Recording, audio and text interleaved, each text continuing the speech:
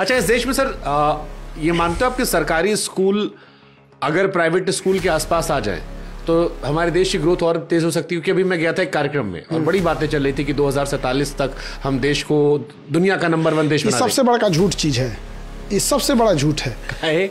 देखिए, ये बेवकूफ़ बनाने का तरीका है। 2047 तक आधी पीढ़ी मर चुकी होगी, आपकी बातों को भूल चुके हो। 2025 में क्या चेंजिंग लाइएगा आप ये बताइए। अगर 2047 तक आप देश को बदल सकते हैं तो उसके हिसाब से 2025 का आपने गोल सेट किया होगा, किए होंगे। आप 25 में क्या चेंजिंग लाइएगा, 47 तक ना आप रहेंगे, इतना ये राजतंत्र नहीं है। ये सबसे बड़ा बेवकूफ़ बनाने का तरीका है। जब आप 2015 में रहेंगे तो कहिएगा 2022 में किसानों की इनकम दोगुनी कर देंगे। हो गया दोगुना? आत्महत्या रेट भले बढ़ा होगा, नहीं हुआ। नहीं, ये सबसे बड़ा बेवकूफ़ी है ये चीज़ें। आज हमको क्या करना ये नहीं दिख रहा है। आज करप्शन है ये नहीं दिख रहा है। बाबर के समय का करप्शन दिख रहा है। आज हमारे सामने घटनाएं हो रही हैं, समाज को झकझोर देने वाली घटनाएं हो रही हैं, वो नहीं दिख रहा है। लेकिन दिखता है हमें तो 400 साल 500 साल पुरानी चीज़ें दिख रही हैं। तो अगर हमको बेहतर करना हो, मान लो हमें एक लक्ष्य लेकर चलते हैं कि हमको भारत को बेहतर करना है और एजुकेशन से ही सारी चीज़ें बेहतर होती हैं, आपके हिसाब से इंडिया में क्या चेंजेस होना चाहिए? सबसे बड़ा चीज़ क्या है कि आप जब हम कहते हैं इंडिया को बेहतर करना है, यहीं से हम लोग अलग रास्ते पे भटक जाते हैं। इंडियंस को बेहतर कीजिए, इंडियंस को। आप एक इंडियन आदमी, एक गांव का इंसान अपनी बूढ़ी माँ का इलाज नहीं करा पा रहा है, उसके घर में प्रॉपर लाइट की व्यवस्था नहीं है, वॉशरूम नहीं है, शौचालय नहीं है। अगर उसको किसी बढ़िया शादी ब्याह में जाना है तो उसके पास अच्छे कपड़े नहीं है। गिफ्ट का दौर ऐसा चला गया कि गरीब इंसान अब मिलने से कतराने लगा है। आप जाके देखिए, कोई फल खरीद रहा है तो गरीब घर का आदमी नहीं खरीद सकता है। गरीब का खाना अलग है, अमीर का खाना अलग है। गरीब का हॉस्पिटल अलग है, अमीर का हॉस्पिटल अलग है। ये सब चीज़ें चेंज कीजिए, देश अपने से चेंज हो जाएगा। लेकिन अगर गुमराह करना है तो हम देश बदलेंगे, मतलब इन्हीं देश बदल देंगे लोग। या मतलब देश में कोनो जैक लगा के उठा देंगे देश को। देश बनता है देशवासियों से, आप उसका चेंज कीजिए। महिलाएं जो हैं उनको कोई आगे बढ़ाने के लिए नहीं।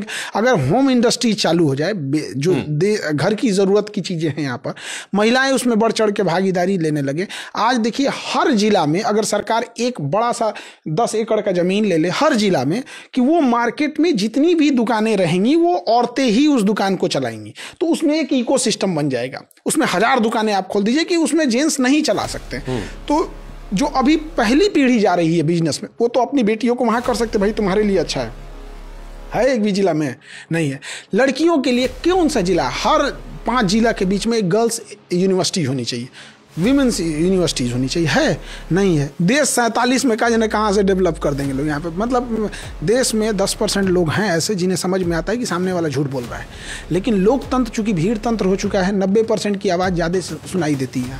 हम देश की बात करें, यहाँ बूढ़ा इंसान, कैल्शियम की कमी, जब आपको लंबे समय तक 20-25 साल तक अगर आपको कैल्शियम की कमी रही है ना, तो बुढ़ापे में शरीर झुक जाएगा। तो लोग कहते हैं बुढ़ापे में झुका है, नहीं, 20 साल तक बेचारा ने कैल्शियम की कमी झेला है वहाँ पर।